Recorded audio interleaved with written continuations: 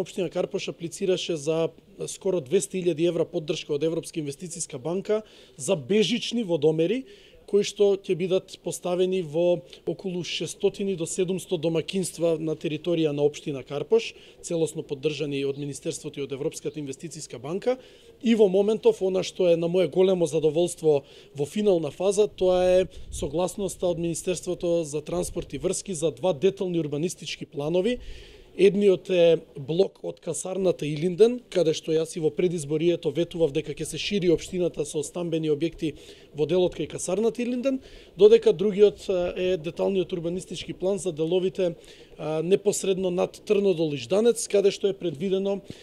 генерално резиденцијално, односно индивидуално домување, и на тој начин општината ја шириме во еден дел за индивидуално домување,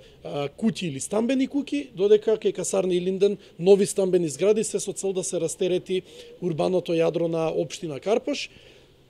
А за идни проекти би извел дека ние во наредниот период, особено во зимскиот период, како општина и општинска администрација, се зафаќаме со сериозна изработка на готови, главни ревидирани проекти со кои што ќе аплицираме за средства во Министерството за транспорт и врски, пред се во делот на изградба на нови локални патишта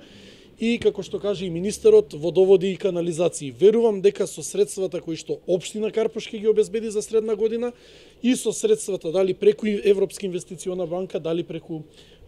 средствата од ТАФ, дали преку средства кои што ги има и Министерството обезбедено, наредна година сите горливи проблеми со водоводи, канализации и локални патишта во општина Карпош ќе бидат решени и потоа да преминеме во фаза на подобрување на квалитетот на живот на граѓаните, еднаш кога ќе ги обезбедиме сите основни предуслови за нормален живот во општината.